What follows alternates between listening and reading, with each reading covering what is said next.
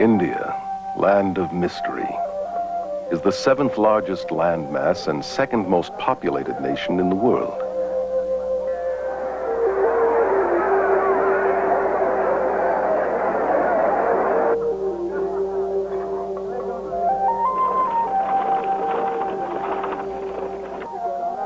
It is rich in resources and manpower, yet its people are among the poorest and most suffering on earth.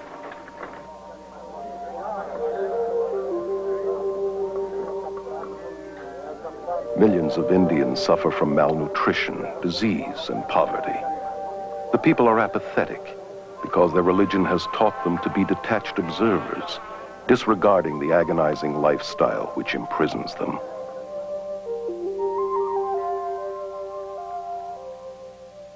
V.S. Naipaul, himself an Indian, describes India as a wounded civilization paralyzed by her religious beliefs. This complex and contradictory religion, known as Hinduism, promotes the worship of enlightened god-men called gurus.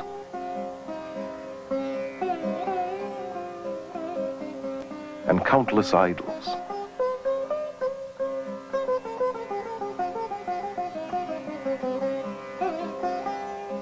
It deifies both nature and femaleness, and believes Mother Goddess to be the original deity. She is worshipped in many forms, as Mother India, venerated in the shape of her map, as Mother Earth, reverenced in the cow, whose urine is even seen as sacred, in Goddess Kali, the goddess of death and destruction, who demands to be pacified with blood sacrifices, and in Holy Mother Ganges, the largest river in India.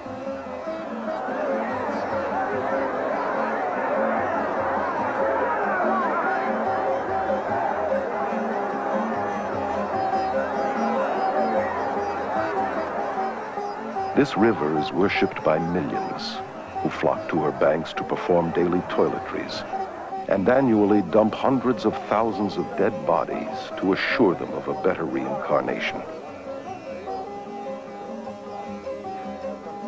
Its pollution does not dampen the spiritual fervor of the people who believe its waters to be essential for all religious ceremonies and imbued with magical and healing powers. Incredibly, the West is today looking to Hinduism's superstitions for hope. The religion that has all but destroyed India has now infiltrated every area of Western society. Protesting that it is not religious but scientific, it is transforming our minds, science, medicine, mass media, politics, and the church. Hinduism is most seductive when it wears the mask of Christian terminology and has shockingly managed to disguise itself as the latest Christian thought. Hundreds of thousands of Western pilgrims have journeyed to India seeking enlightenment and have disappeared by the hundreds.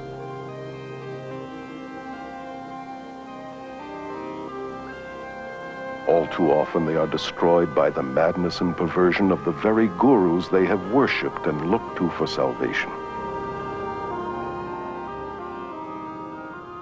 Today, hundreds of these professing God-men are invading the West.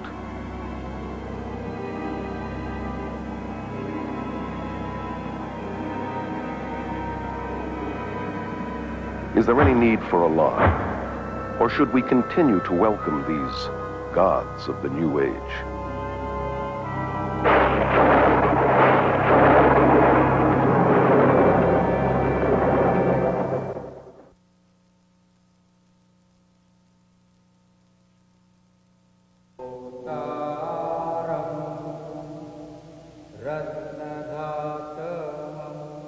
Here in Delhi, India, Guru Darshan Singh, only one of hundreds of gurus, has personally converted or initiated some 15,000 followers.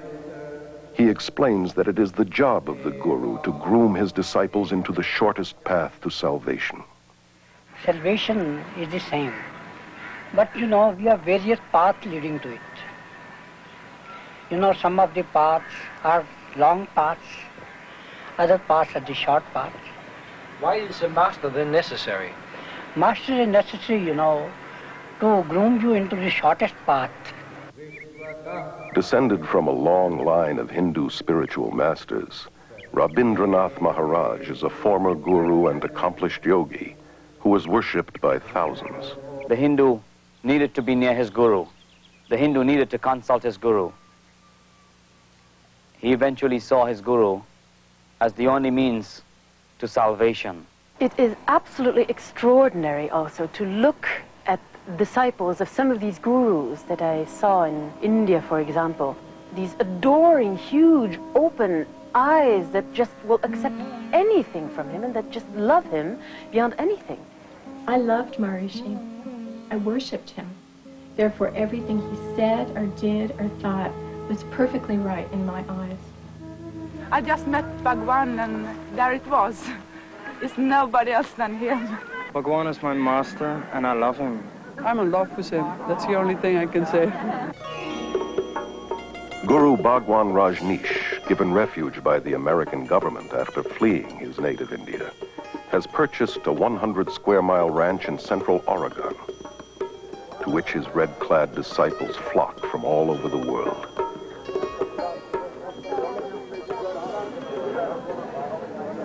Whose astonishing title literally means highest spiritual teacher, Lord of the universe, Honorable Sir, and King. Carol Matriciana is a journalist and author of the book Gods of the New Age. Born and raised in India, she moved to London in 1973, where she became one of England's leading authorities on new religious movements. Prior to Rajneesh's death and the closure of his commune in Oregon, I had the unique experience of spending some time there. Rajneesh would come out twice a day in one of his 96 Rolls Royces and literally be worshipped by his thousands of Western devotees. It was so sad to see their complete devotion to a mere man who considered himself to be God. Part of his required allegiance demanded that his followers always wear orange, India's holy color, and a portrait of their master around their necks. His spokeswoman and right-hand lady, Sheila Silverman, tries to explain the attraction and magnetism of her master. He is something that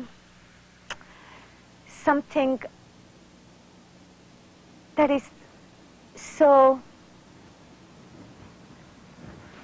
I have no words.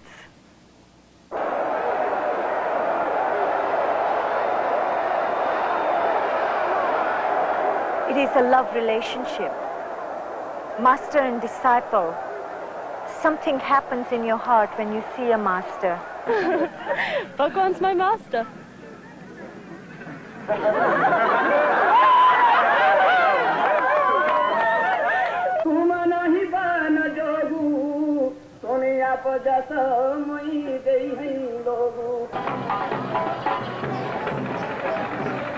Here at the Kumbh Mela Festival, or Aquarian Fair, in Allahabad, India, 20 million Hindus gather to witness an endless procession of hundreds of these self-proclaimed God-men.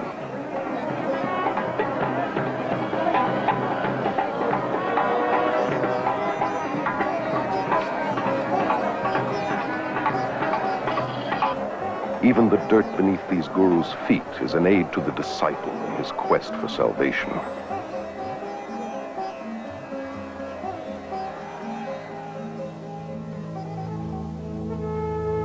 This footage was covertly photographed and smuggled out of India.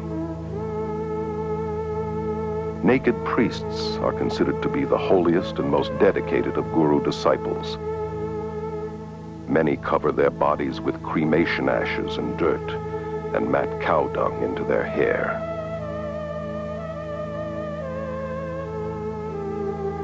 Some are armed and are dependent upon extremely potent drug concoctions. They have surrendered everything, families, possessions, and even their minds, becoming literally insane out of devotion to their guru. Well, Guru is our best friend, philosopher, and guide, and he shows the way to God. So, We in our India acknowledge him as a divine power just equivalent to God. If anyone could be near the beloved Master and witness the love, the compassion, the humility, the grace, the generosity, no one in his right mind would not know that this is a walking, talking, living God on earth. In all scriptures you will find that the Master is the God-incarnated power working on earth. You people that interviewed this gentleman today, I don't think you knew who you interviewed, but you interviewed God. For the Hindu, the Guru is all-important. The Guru is his Lord, his Master, his Savior, even greater than God. Yes, Guru is greater than God.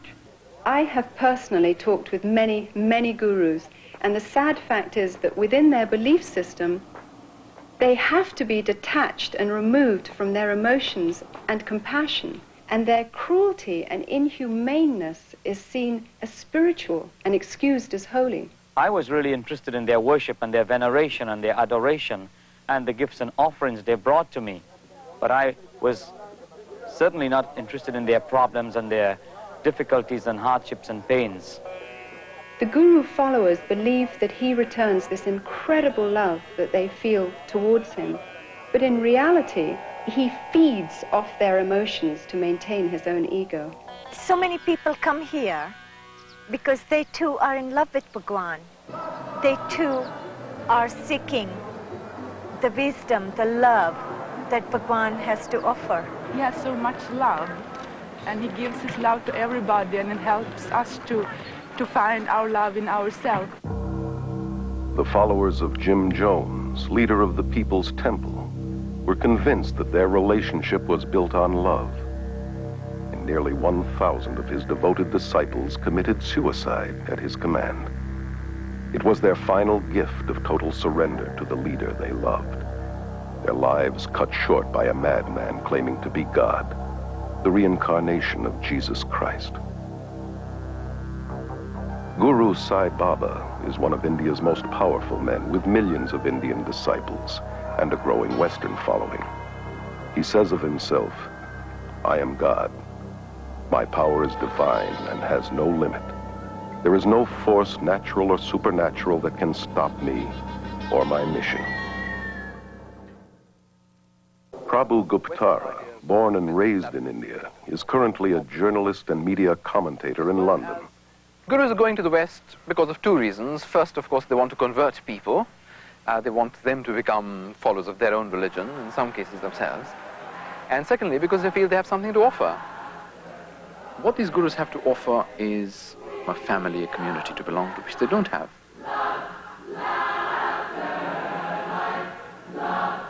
Thousands of seekers, most of them from broken or unstable families, and already emotionally wounded, are becoming victims of the gurus. Dr. Os Guinness, an Oxford scholar and noted world lecturer, is author of the bestseller, Dust of Death. One of the deepest longings in the modern world is for a sense of meaning and belonging, sense in their lives and sort of stability in their worlds. And people, having not found that in the West, are hungry for it. And reacting against the West, they're backing into the arms of the East without looking at it straight. Ed Senesi is a former member of the International Society of Krishna Consciousness, known as the Hare Krishna movement. For 3 years, he was editor-in-chief of their magazine, Back to Godhead. The attitude toward the family in the Hare Krishna movement is very unfortunate. The family is seen more or less as a necessary evil. Eckhart Floater, a successful German journalist, became a devoted disciple of Rajneesh in 1979 and spent several months with him in India. Rajneesh clearly says that the family, that marriage, that all these traditional family bonds are rotten. The only relationship that counts is between his disciples and him. Kathy, devoted disciple of Maharishi Mahesh Yogi for 15 years, was a teacher and governor of Transcendental Meditation, known as TM. I thought TM was strengthening my family, but it was really weakening it because I was turning all my attention in on myself. If you have an allegiance to your wife or your children, to the extent that you have that dedication to those people, you are less dedicated to the organization. I either had to become a member so I could go with him, or he was going to divorce me because he was not supposed to have any outside attachments. He said it wasn't that he didn't love me anymore, and in fact he still loved me very much. It's just that I was only human and Bhagwan was superhuman, and therefore he was more deserving of my husband's love than I was. How many of these people loved their neighbor, their family, in this totally giving way? Alexandra Schmidt is one of France's leading experts on new religious movements. How many have been so blind to all the negative aspects of a person they loved as to that of the Guru? Ellen is a spokeswoman for the Brahma Kumaris Raja Yoga Organization, which is completely administered by women who control 800 centers in 40 countries. Our organization has the practice amongst all the participants of celibacy, whether in individuals or married couples. I found myself being attracted to my wife, but I couldn't, because as soon as I felt attracted to her emotionally, physically, then it was difficult for me to maintain my celibacy. So the way I resolved that was to turn her into an object of dislike or hate. We have living proof of thousands of couples who are living in this way and are finding much greater harmony and pure love as opposed to limited physical love. Over 90% of the marriages in the Krishna movement end in divorce. Rather than using our energy in raising a family and being involved in many physical relationships, we're focusing that energy on spirituality. You see, what's so diabolical about all this is that it masquerades as spirituality. In some schools of thought, to be spiritual, celibacy is encouraged, and yet in others, sexual perversion is practiced, not only among the gurus themselves, but by their disciples, including young children. Contradictions are also seen in the attitude towards women, who, on the spiritual level, are the focus of worship. Their femaleness is seen as the creative power of God. For instance, to be initiated by a female yogini is considered much holier than initiation by a male. And yet, on a day-to-day level, women are considered lower than men and treated as less than human. In the religious communities in India, which are known as ashrams, there is absolutely no place for children. And here in the West, the gurus generally don't want the burden and responsibility of children because it distracts the parents from devotion to him and his cause. They have a school system whereby they force the children at age 5 to live in the ashram. A lot of the kids did think it was like a prison. They didn't get to go anywhere but the ranch. And while we were at school, it's really just a place for the kids to go to get out of the grown-ups' way. And they separate them from the mother and father, which is very unfortunate and very destructive. Well, the kids would want to see their mom and dad, you know, just to be with them as a family. The kids wouldn't even know where their parents were, and they'd have to go look for them. And when they did, parents were usually too busy to talk to them. And so the kids were mainly by themselves and unsupervised. The most heartbreaking result of the Guru invasion to the West is the damage and harm it brings to the children, those who have no other choice than to live in the ashram because their parents have chosen to follow the Guru. Separated from parents and cut off from outside relatives, they become community property. They lose their individuality and identity and are alienated from society. Pastor Friedrich Hack has written over 30 books on various cults and is Germany's leading expert on new religious movements. Children brought up in a cult are only educated to follow the commands of their leaders. They never experienced freedom. They never experienced a responsible life where they could have their own choice, where they could follow their will. I've had these children taken them to parks, and they've seen normal people, and they'd recoil in fear from them because they don't look like devotees. The men don't have shaven heads or robes. I didn't want to leave the ranch. I'd rather stay there because I was scared of the people outside of it. Because, I don't know, you just got a feeling down there, so you were worked into staying there. Now, why would an organization want to disrupt families like that? My own understanding in the cult dynamic is that it's a principle of control divide and conquer. According to the Guru Gita, one of Hinduism's most important scriptures, the follower must not only adore and worship the Guru as God, but surrender himself and all his possessions as well. Most of the gurus that I know of in the West are super rich. Gurus are more interested in white disciples than in Indian disciples, largely because they get more money from the whites. Rob, former transcendental meditator for 13 years, was a TM governor and in charge of teacher training at Maharishi International University. The TM movement is very wealthy. They have land holdings all over the world. They have beautiful hotels in Switzerland. They have university campuses in the Midwest. They have academies on the East Coast, the West Coast. Here he was getting served on silver plates 6 times a day, sleeping on a very soft bed, riding around in a Mercedes. But supposedly he was so renounced that he wasn't attached to these things, so that gave him a right to enjoy them. Maharishi made a statement that says, when the money comes to me, he says it's transcendental. Money is our last priority. Everything else is our first priority. Hundreds of gurus have grown incredibly rich in the West through tax-exempt donations, and the manufacture and distribution of every kind of memorabilia honoring these self-proclaimed God-men. They have acquired vast land holdings, armed bodyguards, and outrageous luxuries, from posh hotels to their own fleets of planes, helicopters, and, as in Rajneesh's case, Rolls-Royces. Why not Rolls-Royces? Why have anything less? This country is a capitalist country, and anything that produces or helps capitalism, why not? Anybody who says, why have Rolls-Royce? I say, you're a communist. The Guru's hypocrisy is diabolical, criticizing the materialism and commercialism in the West and convincing their followers that non-materialism will get them up the spiritual ladder.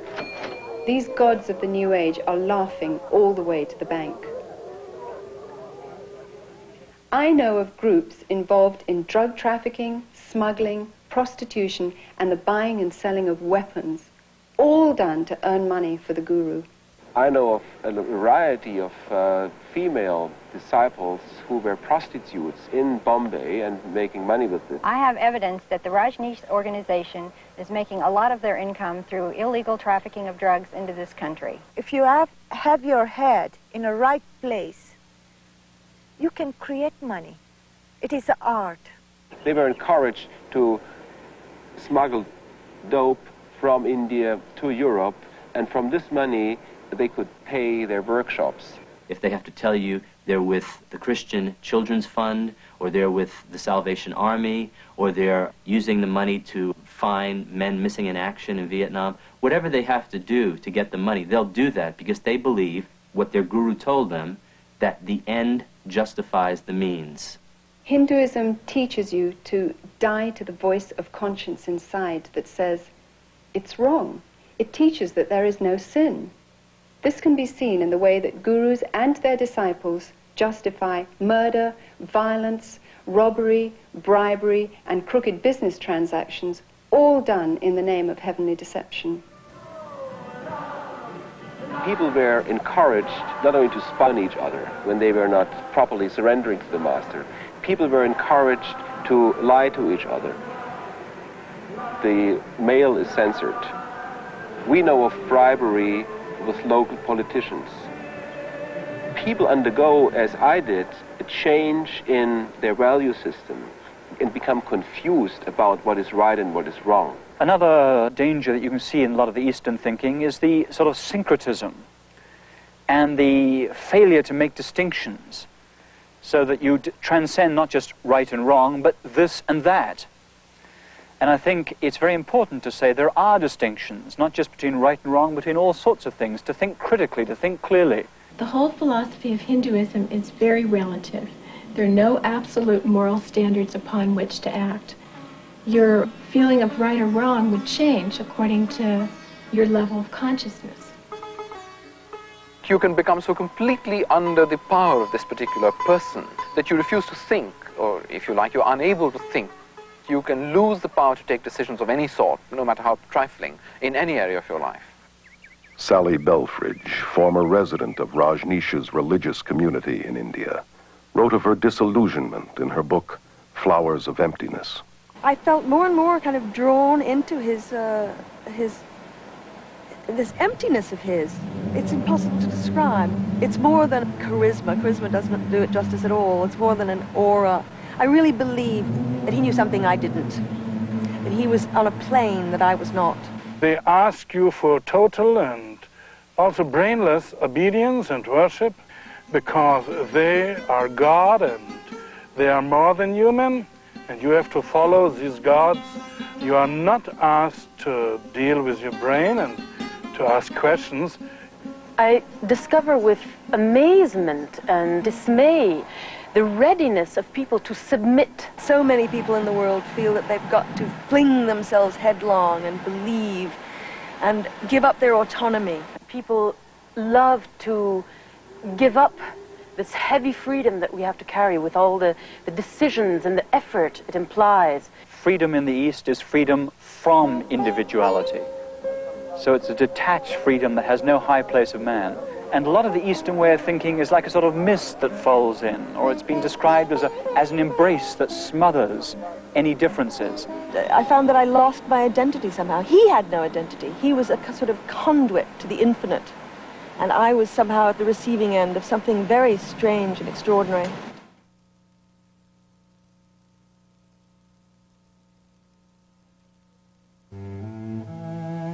One just was taught to ignore all of the dreadful, the intolerable poverty and suffering of India. There were beggars clustering around the gates of the ashram, day and night, children starving, living in little huts, surrounding what was supposed to be a religious community. The contradiction was disgusting to me, but most of the sannyasins failed to notice it. It appeared not to bother them in the least.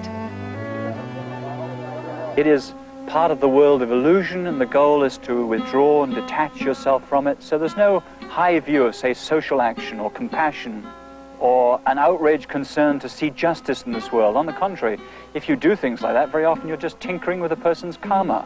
They believe that when a person suffers, that is what he's due as a result of the law of karma, because you've done something very sinful in this lifetime or in a past lifetime. So there's very little compassion. I was a member of the Social Service League at the college, and we were trying to do what we could to help people in the villages. A gentleman who was head of the Department of Hindi came around to us and said, "Why are you doing this? These people who are suffering in the villages, sick or diseased or whatever, have come to earth in this state because they have done something wrong in their past lives.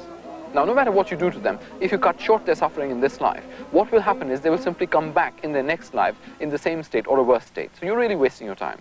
We feel that the cause of suffering is within, and so to allow people to experience peace themselves, we teach courses in meditation. They seek to escape suffering by numbing their emotions and compassion through meditation.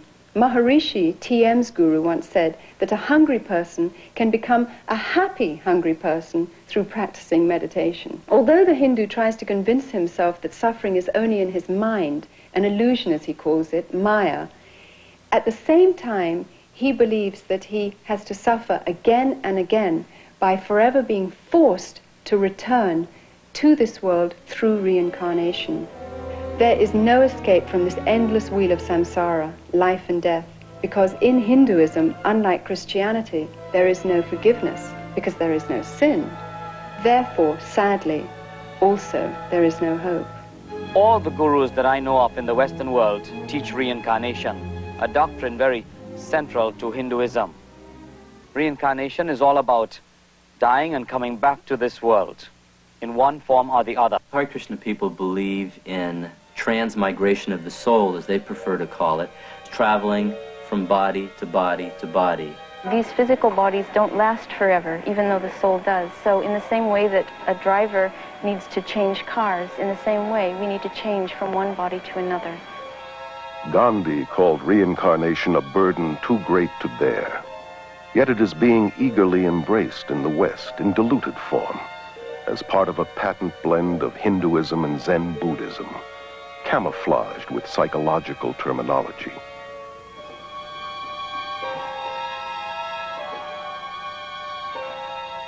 This New Age religion is promoted through thousands of worldwide networks and hundreds of major gatherings, such as this Mind, Body, Spirit Festival held in Los Angeles. It is a westernized version of India's Kumbh Mela and promotes many of the same gurus and practices, from astrology and palmistry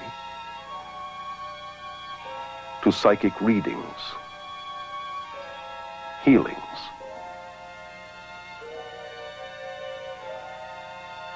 and meditations. The festival, now international, was started in London in 1977 by Graham Wilson. He explains the New Age interpretation of reincarnation as an upward evolution to a higher species of mankind. We don't just reincarnate as an individual soul into a new body each time, but more of there's a collective consciousness of souls, which is why I think we have access to a lot more information than we realize. Either one has to believe in reincarnation or resurrection. They both could not be true at the same time. There are those who believe that Jesus was a reincarnation of Krishna or Buddha or some other great master of the past, but the Bible would absolutely refute that. Until the early 60s, only an elite few in the West believed in reincarnation. Today, this belief is accepted by nearly 25% of Americans and about 50% of Europeans. Likewise, yoga was once practiced mainly by an occultist clique in America and Europe. Now, over 19 million Americans and millions more in Europe are actively involved in some kind of Eastern meditation. Altogether, 60 million Americans have incorporated Eastern philosophies into their worldview. The Bible teaches that Jesus came once and for all. When he died, he did not reincarnate, he resurrected. It is appointed unto all men to die once, and after death comes the judgment of God. I noticed that in the Western world, reincarnation has become something of a fad. However, in India and in Asia as a whole, reincarnation is certainly not a fad. It is a form of punishment. Within Hinduism, reincarnation is considered to be a terrible concept. The aim of the Hindus' religion is to somehow try and escape from this endless imprisonment of life and death. And the means by which they believe one can get out of this hopeless trap is through the practice of yoga. Yoga goes all the way back to the Hindu god Shiva, who is called Yogeshvara, meaning Lord of Yoga. You find yoga being taught in several of the major Hindu scriptures. Krishna, one of the many Hindu gods, was an advocate of yoga. Yoga is also mentioned in the Gita as the main means to attaining salvation. The word means basically to yoke, union. The goal of the Hindu is to be yoked with Brahman. Brahman is the Hindu concept of God, the all or the absolute. Yoga, in its many westernized forms, is also at the heart of the New Age movement that has adopted Hinduism's basic beliefs and goals. In spite of the seeming variety and hundreds of competitive schools of yoga, all forms come out of India and lead into the occult, though most Westerners are not aware of this. Yoga techniques include breathing exercises, or prana, positions called asanas, dissolving the mind, known as laya, psychic powers called siddhis, repetitious chanting, named mantra, and deliberately cultivating black magic, known as tantra. In my extensive travels in India, I have encountered a number of Westerners who have got into Hinduism and begun following Hindu gurus as a result of a very simple initiation into a yoga class.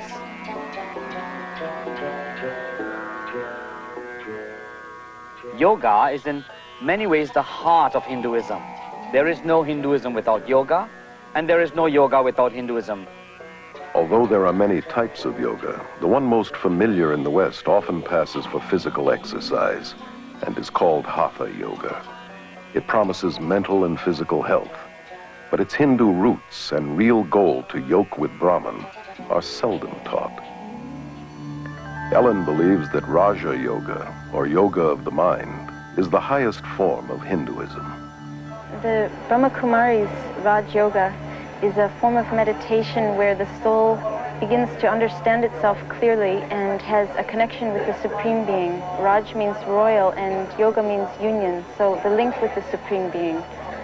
And through this yoga, I become the ruler over my own self, over my mind and my life. Johanna Michelson, former yoga teacher and assistant to a psychic surgeon, tells of her experiences in the occult in her autobiography, The Beautiful Side of Evil. Another word for mantra is charm, or to cast a spell, if you will. And in mantra yoga, a word or a phrase or the name of a demon god is repeated over and over and over again to bring the individual to a vibration level that will attract that which is being chanted for, to bring about the desired effect. It's exactly what the white witches and magicians, so-called, use in the casting of their spells. We were always told, no, it's just a meaningless sound. Had nothing to do with Hindu gods. But every time a person would sit down, they'd be invoking a Hindu god by thinking that mantra over and over again, be stronger in their life. The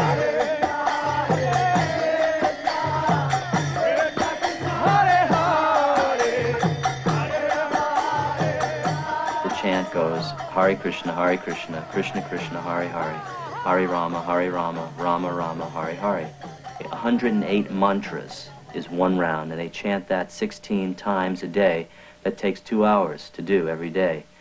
That's the minimum requirement the guru exacts from that. It's sometimes referred to as a hypnotizing or brainwash technique, because whenever you're having a problem or running into some confrontation, you retreat to the security of the chanting instead of thinking a problem through. George Harrison of the Beatles made mantra yoga acceptable to the world through his song My Sweet Lord, where he incorporated the chant to a Hindu god, Hare Krishna, simultaneously with the biblical shout of praise, Hallelujah.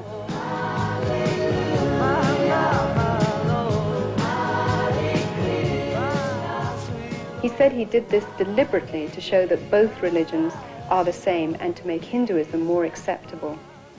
To pretend that all religions are the same is dishonest, as is the merger of various religious techniques. For instance, more and more Christians use the name Jesus much like a mantra. They claim that it's a tool to get them into the presence of God. Jesus said that repetitious prayer is not acceptable to God. Maharishi Mahesh Yogi, originator of TM, claims to have put Eastern meditation on the mystical map. With over 3 million followers, TM is the largest guru movement ever to invade the West. The Beatles' much publicized visit to Maharishi's community in India in the 60s convinced their millions of fans that TM, the so-called scientific yoga, was an even more powerful way to bliss consciousness than drugs. What makes TM unique and different from any other practice that's going on today is that it offers enlightenment very quickly. It offered a jet ride, you might say, to self-realization. I started experiencing being lost in this state of awareness called the Absolute. In essence, Maharishi taught that we all come from that nothingness, and that is the source of all our consciousness, of all of our thinking and everything we do. Maharishi's primary thrust is the marketing of his Siddhi Yoga, which is designed to develop psychic powers such as levitation. These courses, like most guru programs, cost thousands of dollars. Rob was able to finance his advanced training through government student loans, totaling $6,000. During these sessions, it's a very strange environment. People speak in tongues, they yell and they scream, they talk in foreign languages. It's like a madhouse, and it's real crazy. Everyone bouncing around on foam pads, flying up in the air. Rajneesh is one of India's most controversial gurus, largely because of his endorsement of shocking sexual practices as a prerequisite for salvation. His brand of yoga, called dynamic meditation, is a New Age combination of Hinduism and psychotherapies. This exercise, involving rigorous breathing and hyperventilation, is designed to arouse the serpent force called Kundalini, which the gurus believe lies coiled at the base of the spine.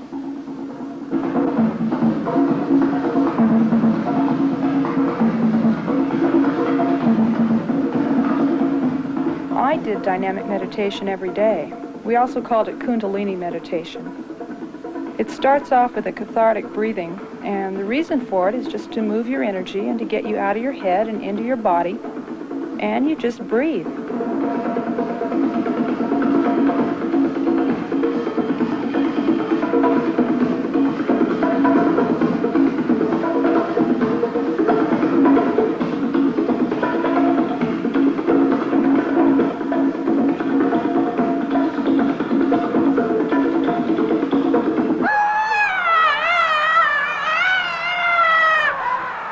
The next phase, the screaming phase of dynamic meditation, feels like when you finally had an opportunity to throw a tantrum when you were a little kid.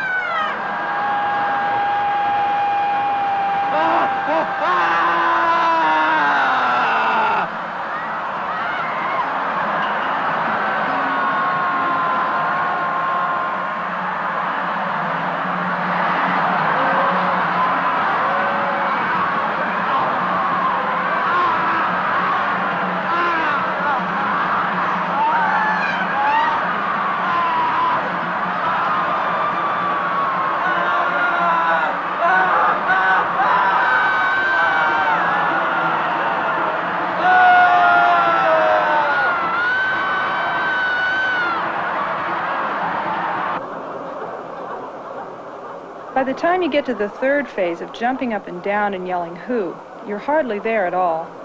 And so it's pretty hard to remember what happens when you're there. I guess the closest thing I can associate it with is mindlessness. You get to a place where your mind actually leaves your body. Your body's just jumping up and down, and your voice from your gut is yelling "Who," and you're not doing it anymore. You become one with this whole energy.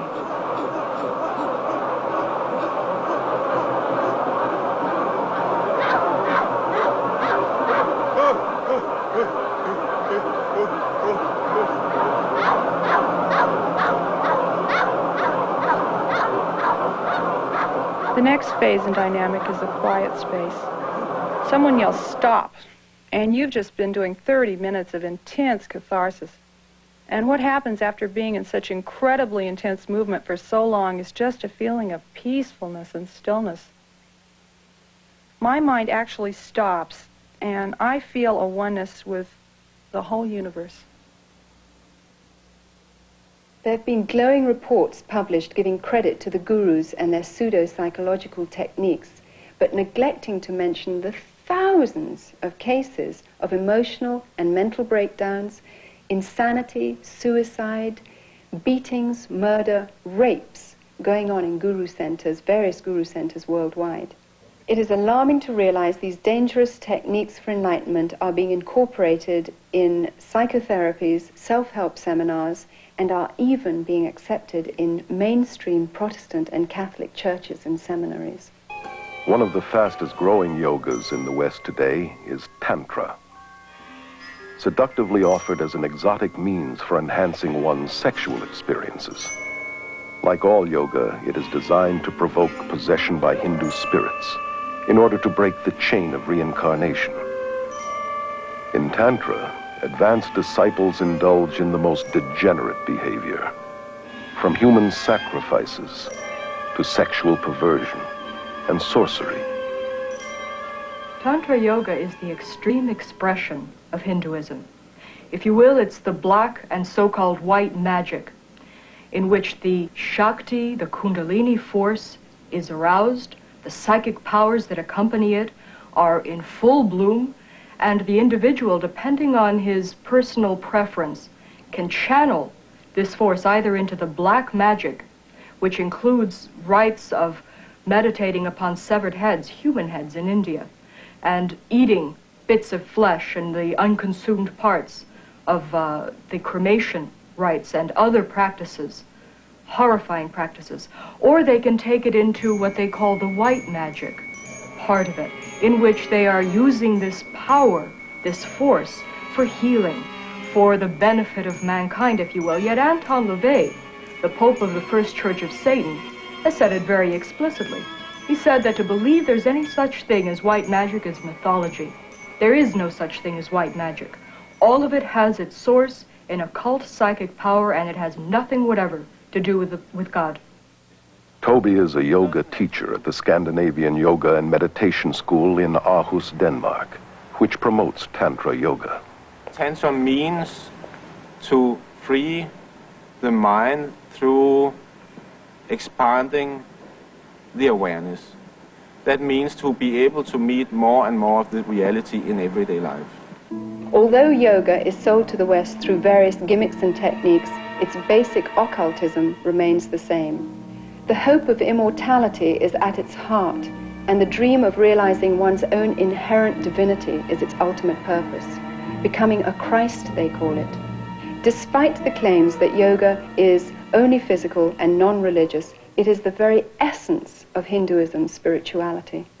It eventually leads to the realm of the spiritual, to meditation, where the person looks into himself to find the true self, and in finding the true self, he believes he's finding God. You know, the frightening thing to me now, as I look back, is I started having the experience that I was God.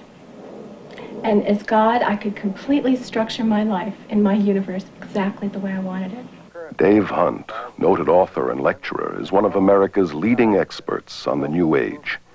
His books include the bestseller, Peace, Prosperity, and the Coming Holocaust. He explains that Hinduism is based upon the same ideas that the Bible says the serpent introduced to Eve in the Garden of Eden. The yogis teach the same lies that the serpent in Genesis 3 deceived Eve with, that death is merely the doorway to reincarnation, and that humans can become gods. This is either an unbelievable coincidence or an unmistakable identification of the mastermind behind Eastern mysticism. This mastermind is called Satan in the Bible, and is also known as the serpent, the ultimate power of Hinduism, symbolized by the serpent, is glorified and worshipped in Hinduism. We see God as the form of light, and the name Shiva is used by our group, but meaning incorporeal being, radiating peace, radiating light, love to the whole world. In India, Shiva is known as the god of destruction. He haunts the cremation grounds and wears a necklace of human skulls and wears serpents in his hair. His power is worshipped. Hindu texts describe the power as the fiery serpent within, called Kundalini. Many people are talking about Kundalini, and really it does mean energy. That means whatever you call it, it is about energy. To take away blocks in your energy system so you are able to function in a more effective level. The serpent has been known as energy or the force and worshipped as the symbol of wisdom and immortality in every religion and culture. Only in the Judeo-Christian Bible is the serpent identified as deceiver, destroyer, arch-enemy of God and man. The old dread and fear of the serpent is being subtly removed from our culture. Even children in schools are being taught to accept the snake through yoga positions like the cobra. Michelle, could you show us how we do the cobra? That's it. Arch your back. That's good. Look forward. Good. You hold it for a second. The breathing exercises are designed to teach you to absorb the prana, the energy life force in the cosmos, to channel it into the chakras, the psychic channels, thus awakening the Shakti force, the Kundalini force, and bringing about those psychic powers, which are such an integral and prevalent part in yoga. So very slowly, let's breathe in through our nose. Very slowly breathe in. Breathe out. There are many dangers in the breathing techniques. Even the writers and the proponents of these exercises are quick to warn that not only do these things trigger emotional and mental diseases, which have been known to place people even in insane asylums for the rest of their lives, but they also recognize that these exercises can open your soul and your mind and your entire being to a takeover by demonic forces. The followers of the gurus themselves have been forced to form an emergency spiritual network of 4,500 MDs and psychiatrists to treat those who are freaking out on Eastern mysticism. Many people don't realize this, but it's terribly dangerous to go into a meditative state in which the mind is simply left blank, and that ultimately is the purpose of the meditations in yoga. It's like opening the door to a room. Whatever comes through, you have no control over. Many argue that certain yoga techniques can be used as merely exercise, yet that is not yoga's intention. It can be compared to joining the military. While a soldier may get stronger and more vigorous, the purpose of the army is certainly not health care. The aim is to learn how to kill. And so it is with yoga. All yogic exercise was designed to kill the will, mind, and emotions, hence releasing the soul from the endless cycle of reincarnation. I thought I was being strengthened, but what I was really doing is flipping into an altered state of consciousness, a form of self-hypnosis, which is very weakening to the mind and to the body. But this weakness made me afraid to give it up. The biggest danger I found in practicing transcendental meditation was the dependency on the technique itself. It's kind of like drugs. A drug addict doesn't want to give up his drugs, and because the experience is so pleasing, and he feels his life will crumble around him if he doesn't have it. I thought I'd have the experience of like leaving Shangri-La and all of a sudden turning old and weak and disintegrating. I was afraid that I would lose my clarity and my energy. But little did I know that when I did give it up, I gained all these things that I never had when I meditated.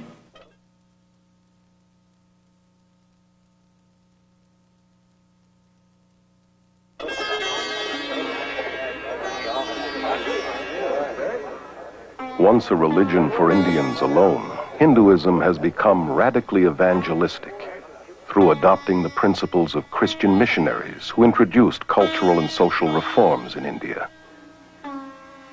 In 1966, at an international Hindu conference, leading Hindus planned a strategy to convert the world.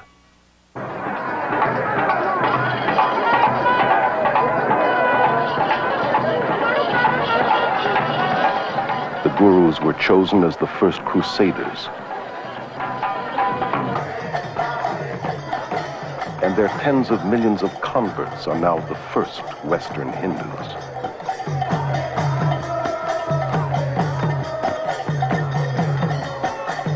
At the World Congress of Hinduism in 1979, a spokesman declared that our mission in the West has been crowned with fantastic success. Hinduism is becoming the dominant world religion, and the end of Christianity has come near.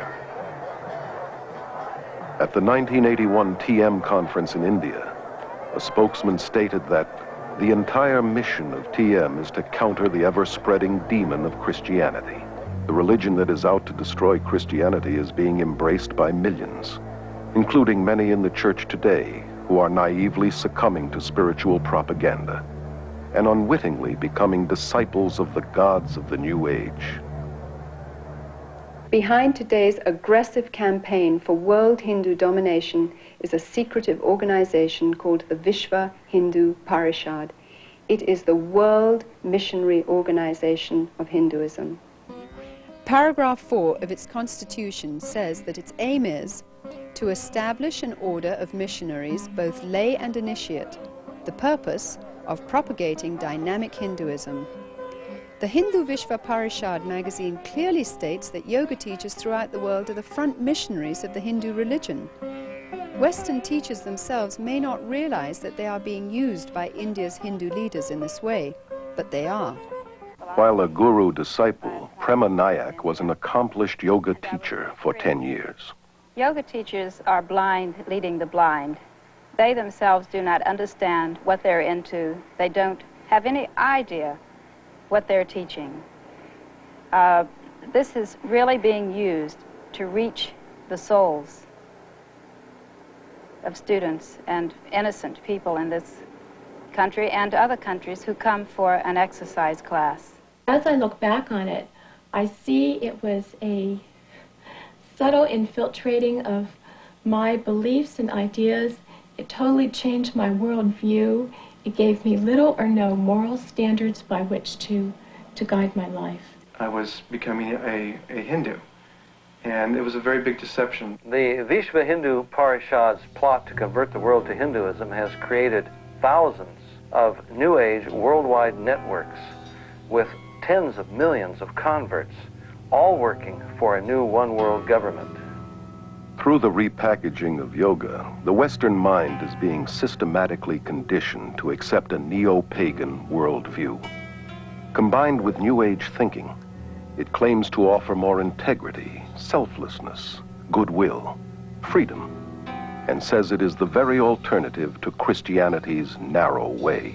Yoga is really part of our society now. It's being sold everywhere as technique for relaxation, for becoming unstressed, brighter, more beautiful.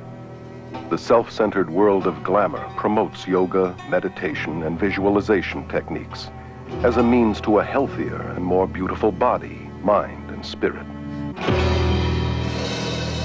Spirituality is in, but with an anti-biblical meaning. Even relaxation has become a spiritual quest for one's so-called full potential through holistic massage, isolation tanks, and hundreds of other New Age techniques. Most of the 2,000 YMCAs across America offer yoga classes, and nearly 2/3 of all universities and colleges make yoga available as part of the curriculum. Many of the people practicing yoga that I have met say to me that they only practice it because of the physical benefits. Any Hindu would tell you, however, that there is no yoga that is purely physical. One of the first things I learned in my teacher's training class was that I must talk to the students about the philosophy behind yoga, that this was just as important as the exercises. I will count. Relaxation at the end of yoga class is really hypnosis, where each part of the body is relaxed. So while they were in this state, I read to them about the Hindu philosophy or something from one of my guru's books, so they got it whether they wanted it or not. Yoga exercises were not designed for physical fitness, but to realign the serpent force within the body, to achieve godhood, that yoking, which is what yoga means, with Brahman. Anyone interested in physical fitness ought to do exercises designed for that, not yoga. Many hospitals have set up their own yoga and meditation classes to provide stress reduction for patients, doctors, and nurses. Doctors and dentists who wouldn't think of promoting Christianity or Judaism on the grounds that it is religious are unwittingly involving their patients in Hindu practices. The last 2 years I've been working with some German doctors that was in research of breathing exercises. In our Danish school, we get patients from the doctors, typical with backache, with nervous symptoms, with high blood pressure, with stress, and so on. In addition to promoting yoga, fitness and health magazines advocate various schools of vegetarianism, a practice essential to Hinduism. An extreme example is macrobiotics, which attempts to manipulate spirituality through diet. Maharishi once said that vegetarianism was the highest form of diet. This is essential in order to have deep experiences in meditation, because the vibrations in animal products are innately of the nature to pull the soul down into the lower levels. I find it intriguing that so many of the people in India and those in advanced yoga in the West who feel that the consumption of meat lowers their vibration level think nothing about drinking their own urine, or better still, cow's urine. which the holiest of men in India recognize as having special redemptive qualities. We only eat food that's prepared by yogis who are in remembrance of the Supreme Being, so that those vibrations are filled in the food, and these affect the mind very much. They also teach that anyone outside the movement is more or less evil. He's a meat eater, he's a karmi. You're not able to have as much endurance, not as much strength, because I was a vegetarian for many years, lost a lot of my strength. I've quit my so-called wicked ways, in other words, killing game and eating the flesh of animals. I'm a strict vegetarian, as this diet so ordains. God did not ordain vegetarianism. Jesus was not a vegetarian. He fed the multitude with fish on more than one occasion. He himself ate fish and the Passover lamb. While the Bible would not condemn vegetarianism as a means for health, it would condemn it as a means for spiritual enlightenment. Health food stores are among the main fronts for guru organizations in recruiting, and are major distributors of New Age literature. Thousands of MDs, PhDs, chiropractors, and dentists are enthusiastic proponents of New Age holistic medicine. These New Age practitioners operate from the premise that treatment of the body must begin with treatment of the mind and spirit. These therapies involve countless techniques, most of which incorporate altering one's consciousness, or hypnosis. Always part of the occult, hypnosis has become the main bridge between Hinduism and modern science. Hypnosis creates the same states of consciousness that you experience under drugs and in yoga. Accepted in medicine and psychiatry, hypnosis is the heart of self-improvement and positive mental attitude courses.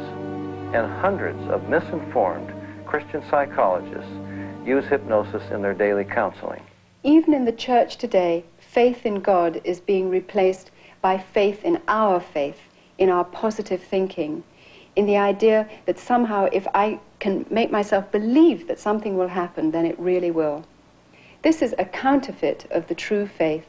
Many believe that hypnosis is okay if used by qualified counselors. Somehow used by the right people makes it scientific and not occultic. So Christians naively use it, as do many of the new consciousness movements like EST, Scientology, mind dynamics, silver mind control, and alpha brainwave training.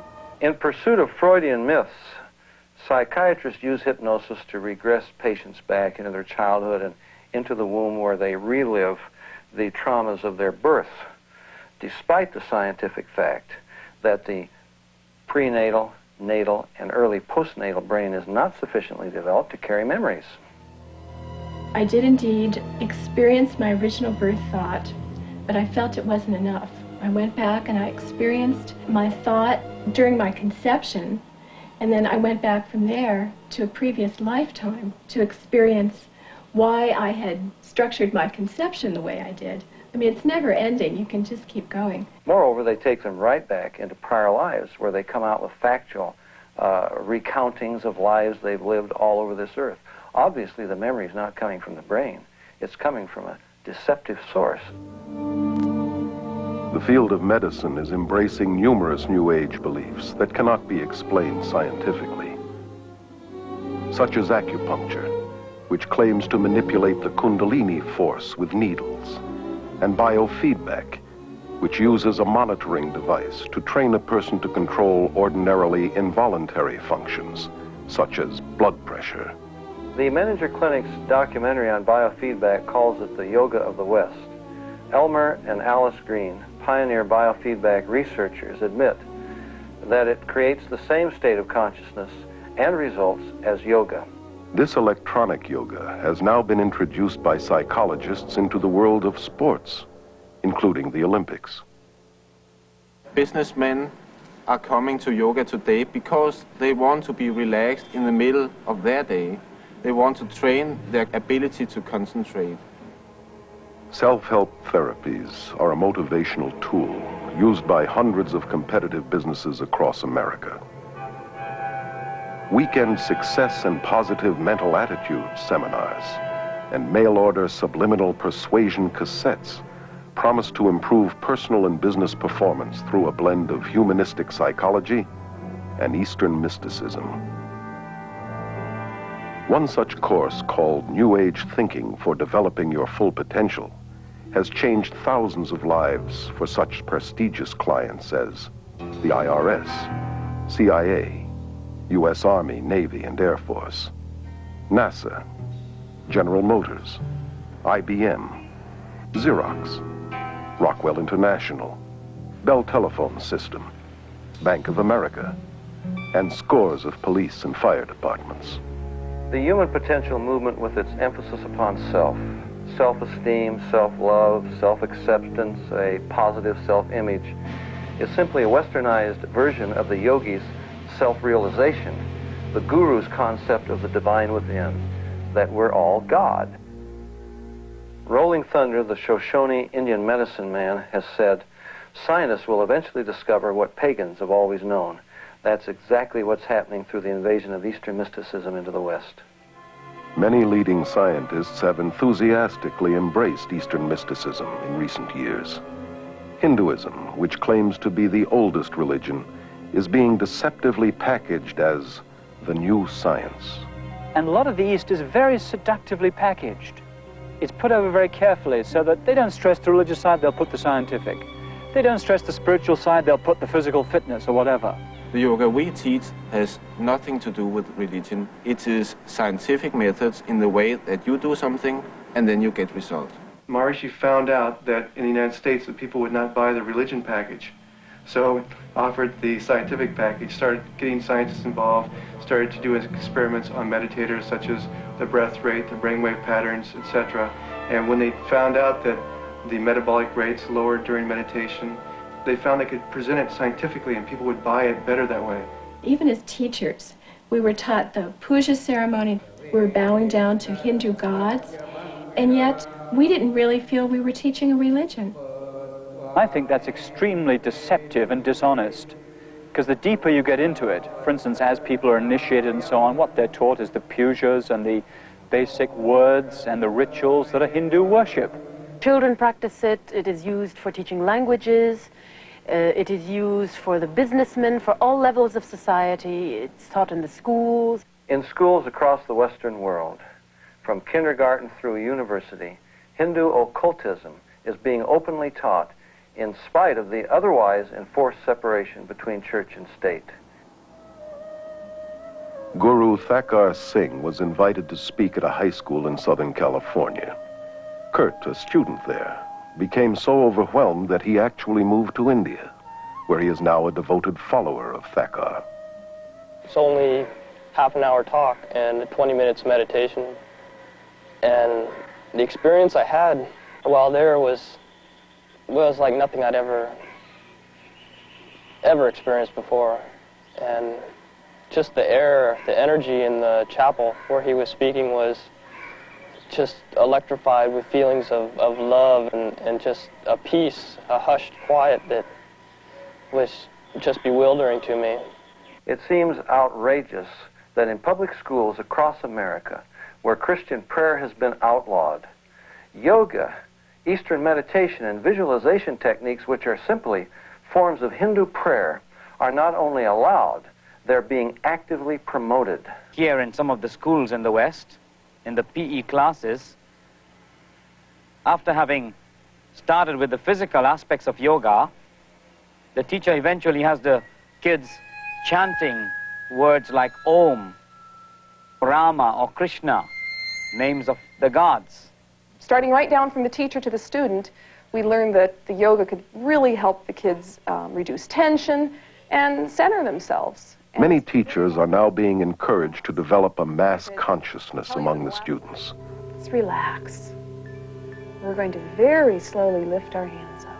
Children are taught to let go of their critical faculties and center in on their intuitive feelings and experiences. Just really, really relax. Imagine that you're on top of a really soft and fluffy cloud, and you're just really relaxed, comfortable. Just see that blue sky in your mind. One of the ways that the consciousness of the masses can most powerfully be influenced is through the mass media. which is increasingly being used for promoting Indian consciousness. The film Gandhi was probably the most effective piece of Indian propaganda to invade the West. It was a political advertisement controlled and heavily financed by the Indian government and promoted by the peace movement. It propagates a false message of Hindu religious tolerance and non-violence. Historical accuracy was discarded. Gandhi was no different from most gurus today in that he was a sexual pervert and was certainly not the non-violent, peace-loving man as demonstrated in his racial killings of blacks in the Kafir Wars in South Africa. The most important message of the film was that Gandhi was one of the first gurus to link Christianity and Hinduism to form one package, a new religion. I consider him to be one of the fathers of the New Age movement. So many of the most popular films today, like Close Encounters, Poltergeist, E.T., Return of the Jedi, Star Wars, are all based upon Hinduism. For example, the Force has a dark and a light side. That's black magic and white magic. The doorway into the occult is an altered state of consciousness. This is the way that Obi-Wan initiates Luke into the Force. He has him working a laser sword. He says, Luke, your problem is you're trying to think. He puts a visor over his face so he can't see. And he says, Luke, you got to tune it out and let the Force take over. That's an altered state of consciousness. In The Empire Strikes Back, Yoda is a yogi. He's got Luke standing on his head going through various contortions to develop the mind power to raise his spaceship out of the swamp. And when Luke can't do it, Yoda does. And Luke looks on and says, I don't believe it. And Yoda says, that's your problem. In other words, it's all in the mind. If you would only believe, it would happen. And when Luke goes into the cave to confront Darth Vader, Yoda says, don't take your laser sword, Luke. You don't need it. All you need is within you. That's the divine within. And when he cuts off Darth Vader's head and it rolls to the ground and he opens the visor and sees his own head, that's the most powerful presentation of Eastern mysticism you could ask for. The Beatles sang it, I am you and you are me and he is she and all is one. We are raising an entire generation of children under the bombardment of cartoons and television shows and fantasy role-playing games and movies that are telling them that the occult and Eastern philosophy is a wonderful thing, not something to be afraid of, not something ugly and fearful, but something beautiful with the darling reptilian creatures with the great psychic powers that are drawing these children into an acceptance of things that are dangerous beyond anyone's comprehension. The minds of children are being trained in the use of the supernatural and taught the principle of creating what seems like reality through Hindu psycho-spiritual techniques of mind power. Dungeons and Dragons, for example, requires participants to mentally murder, rape, torture, and otherwise commit mayhem with the aid of occultic powers. In at least one popular game, Hindu deities like the goddess Kali are invoked. Hindu religious techniques, including repeated chants, visualization, and casting spells, are used to overcome enemies. For you students who are new to our fantasy games class today, we're going to be playing Dungeons and Dragons, and I'd like to talk about a few of the advantages of using Dungeons and Dragons in a classroom. You may be wondering why you get to play games in school time. These games are used in gifted children's programs throughout the United States. A clear majority of state-supported schools and colleges incorporate them into their curriculum. And we call this an integrated curriculum. You guys are kind of familiar with that. You may encounter some violent creatures on the way, but the object is to be able to dispose of this ring that is the symbol of evil in the kingdom of Middle-earth. A child can understand the dark and light side of the Force. And to understand the Force is to understand basic Hinduism. George Lucas, creator of the Star Wars series, is in real life a devout believer in the Force, which he says can enable anyone to read minds, see past and future events, levitate, and plug into a nether world of psychic energy.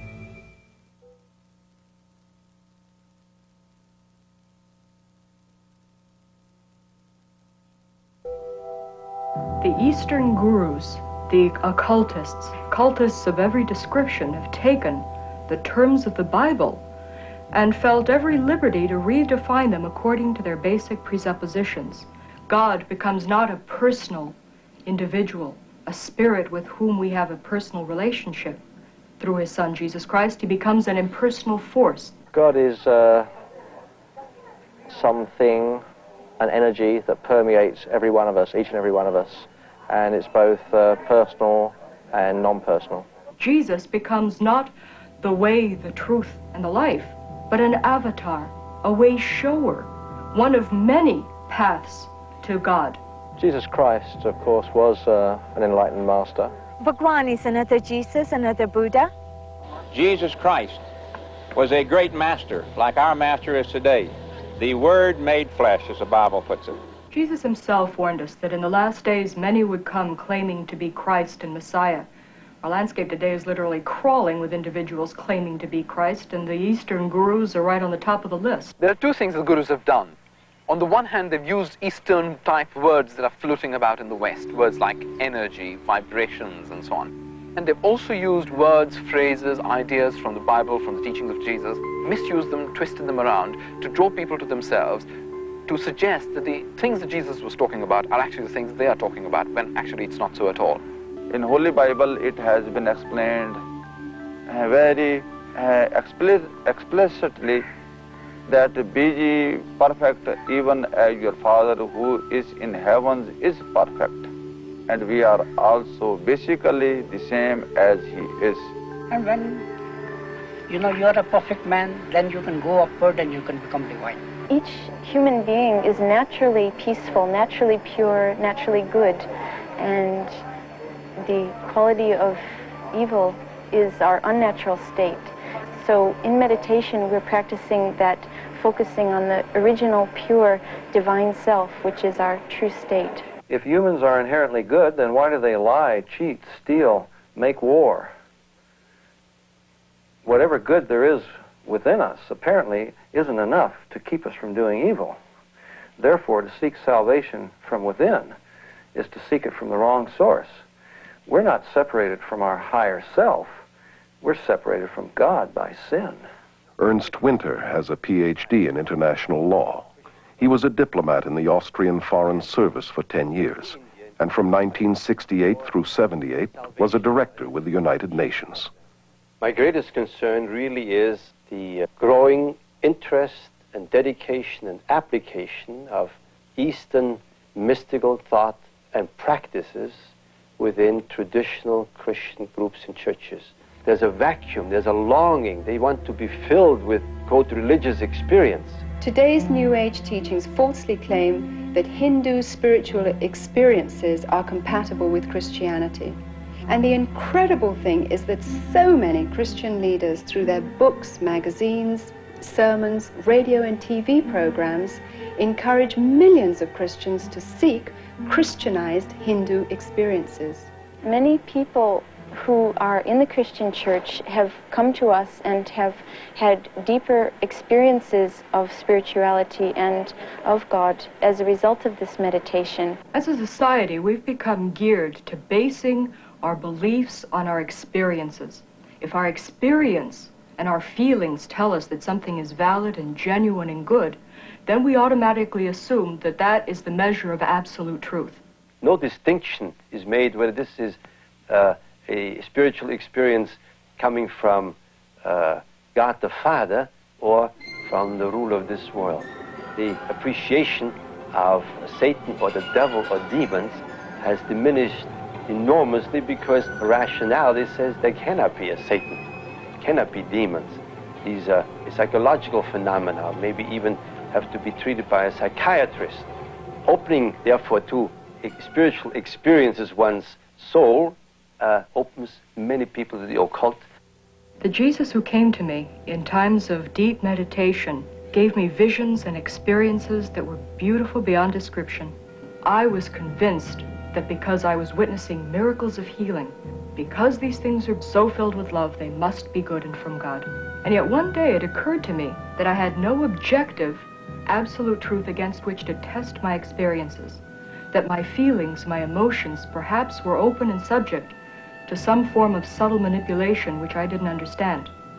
At that point, I decided to look into the Old and New Testament. I knew that I'd fallen then for the Jesus of the counterfeits. Trying to develop spirituality based on feelings, ecstasy or experiences is like building a house on sand. Our relationship with God should be built on a solid foundation of biblical knowledge.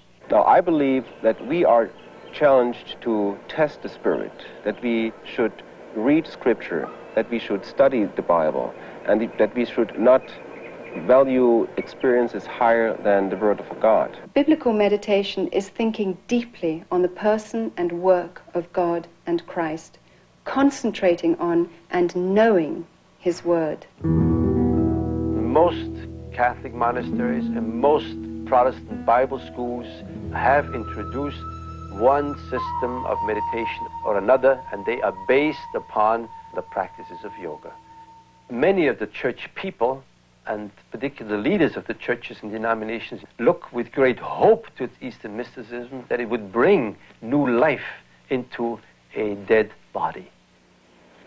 I recently graduated from a major American theological seminary, and I've seen an alarming influence of Eastern mysticism in terms of using meditation techniques, biofeedback, self-hypnosis, autosuggestion, as a tool in order to gain mental and physical health. The danger to the students is that these professors are using Christian terminology in order to describe Eastern techniques. One of the professors who is teaching Christian meditation told us to empty our minds because we should kind of image God in this meditation. The belief that we can create reality with our minds comes directly from the Hindu concept that everything is an illusion, or Maya. This is the new delusion in transpersonal psychology, and it's rampant even in the evangelical church today, where it's becoming increasingly popular to believe that we enhance worship by visualizing an image of God or of Jesus, that we create the answer to our prayers by visualizing what we're praying for.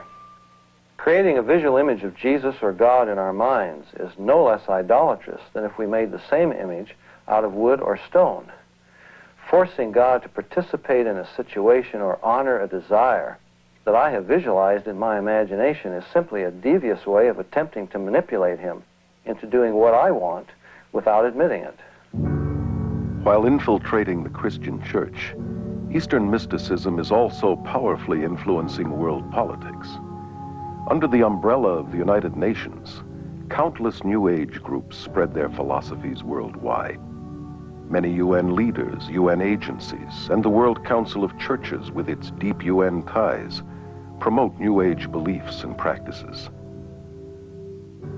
The UN has its own meditation room and resident guru, Sri Chinmoy. Even the United States Pentagon has meditation rooms. A graduate of Harvard School of Divinity, Leland Stewart, directs the Unity and Diversity Council, a powerful New Age promotional network that originated with a 1965 directive of the United Nations General Assembly. Unity and Diversity Council is a worldwide coordinating body of what we call it individuals, organizations, and networks looking toward a time in which there will be one single organized energy of networking throughout the planet.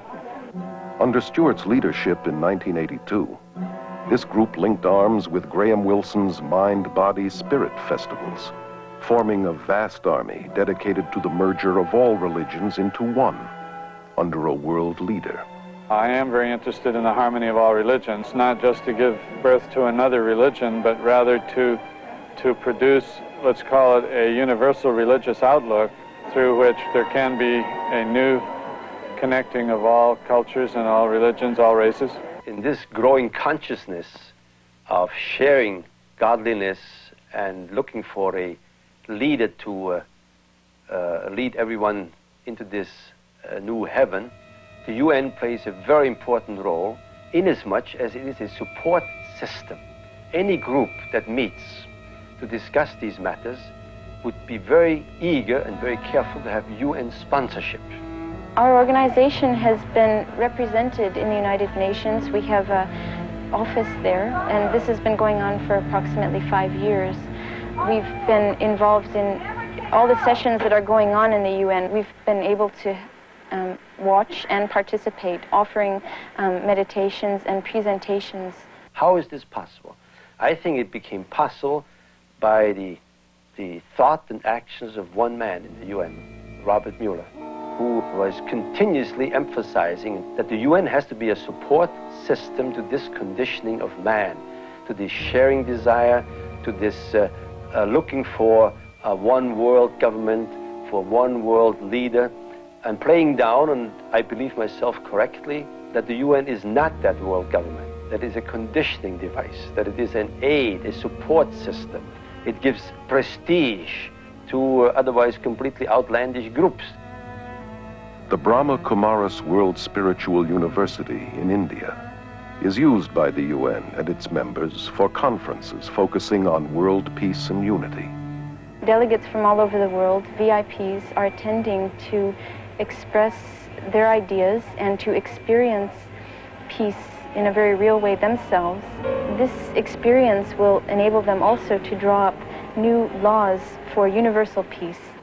This will be endorsed by heads of state and submitted as a practical form for the United Nations.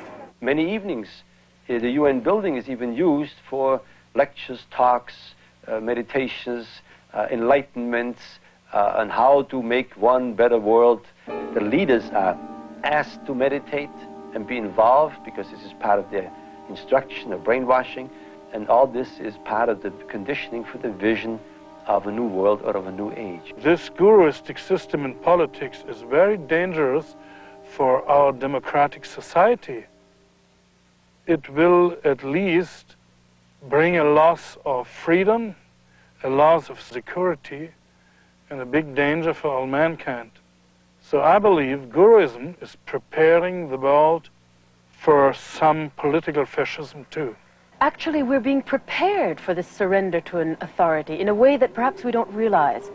We are going through right now strange bathing in Eastern concepts of consciousness, states of consciousness, bliss, reincarnation, energies, vibrations, all of these words that have become very commonplace really in the Western languages are also modifying our mind. They are changing our way of thinking. And this changed way of thinking puts us into a mental state, if you'd like, and prepares our intellectual functionings for this surrender.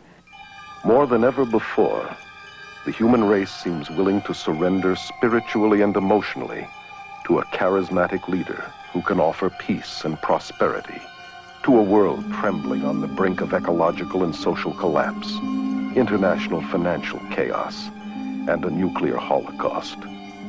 Well-known New Ager Benjamin Creme claims to be the coming world leader's advanced public relations man.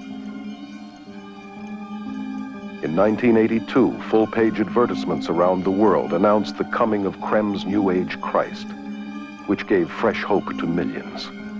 At this press conference in Los Angeles, he described how this Christ would make himself known. It is a truism today to say that we are at the dawn of a new age, the age of Aquarius. And it is important to remember that all of the great religions await the coming of a teacher. The Christians await the return of the Christ. The Muslims await the Imam Mahdi. At the same time, the Buddhists await the coming of another Buddha. The Hindus await the return of Krishna, and the Jews, as always, await the coming of the Messiah. I'm speaking today about the return of such a teacher. Christians are awaiting the return of the resurrected Jesus with the nail prints in his hands and feet. But the followers of the gurus are awaiting a coming world ruler who won't even claim to be Jesus, but the latest reincarnation of the Christ Spirit, and he will have the psychic powers to prove it. Simultaneously, throughout the world will take place hundreds of thousands of spontaneous healings and cures, which will reinforce, if that were even necessary, the fact that it is the Christ himself. The day of declaration will be the outstanding event of this or any other century. On that day, the radio and the television networks of the world will be linked together. We shall see this extraordinary face on our television screens. But he will not speak. His words will drop silently into our minds in our own language. This is the significance of the altered state of consciousness reached in yoga and other forms of Eastern meditation. A Nobel Prize winner has described the brain as, quote, a machine that a ghost can operate, unquote. What that means is, in an altered state of consciousness, the connection between my spirit that normally operates my brain and my brain is loosened, and that allows another spirit being to interpose itself, begin to tick off the neurons in the brain, create an entire universe of illusion, astral travel, give psychic powers. In this way, the world is being prepared for some ultimate delusion. He will indeed inaugurate a great new world religion, and at the very most sacred core of that new world religion will be the process which is called the esoteric initiations, which take us out of the strictly human kingdom into the kingdom of God. David Spangler, board member of the Planetary Initiative for the World We Choose, which comes out of the United Nations, declares that Lucifer is the same force as Christ, that Lucifer prepares us for our own Christhood, that this is the final Luciferic initiation into the New Age. Benjamin Krem's Christ may not be the world teacher and ruler of world peace as he forecasted, but without question the stage is being set today for what the Bible calls the apostasy, or man's abandonment of God. This climate is ushering in the final actor, the counterfeit, who the Bible predicts must come before the return of Jesus, the true Prince of Peace, who will then reign for 1,000 years. The merger of science and mysticism is now in full blossom, and its evil fruit will be the new universal religion of the coming world dictator that the Bible identifies as the Antichrist. Today's revival of paganism and Hindu practices, which form the heart of the New Age movement, was ironically the same kind of foundation that prepared the way for Hitler's rise to power. The Germany of the 20s and 30s was in social and economic despair and looked for a leader who would free them from the Great Depression. The man with a promise of hope was Adolf Hitler, who claimed he was ordained of God to usher in 1,000 years of peace and prosperity. His hypnotic powers manipulated an entire nation to surrender its collective mind to him. Obsessed with the occult, Hitler drew many of his bizarre ideas from Hinduism. He took the symbol of the swastika as his own, a Hindu symbol of power seen in many of today's temples in India.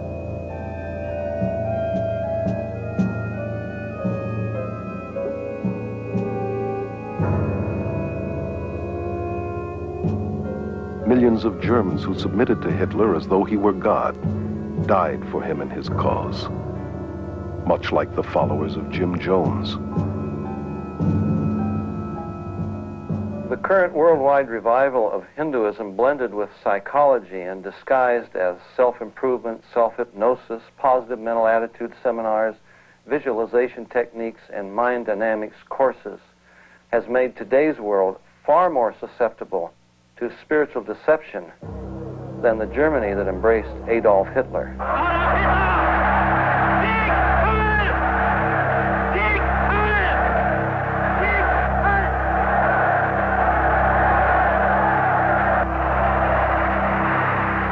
Today, a desperate world is looking for another spiritual leader. Has the human race learned nothing from its own mistakes?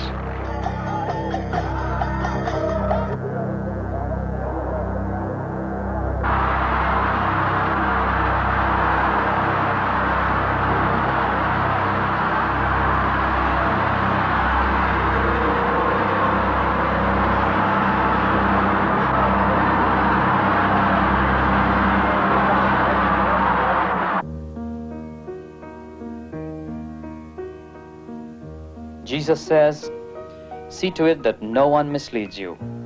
For many will come in my name, saying, I am the Christ. Behold, here is the Christ," or "There he is." Do not believe them. For false Christs and false prophets will arise and will show great signs and wonders, so as to mislead, if possible, even the elect. Let no one deceive you. The apostasy comes first, then the man of lawlessness is revealed, the son of destruction, who takes his seat in the temple of God, proclaiming himself to be God. Jesus said, "I am the way and the truth and the life. No one comes to the Father except through me."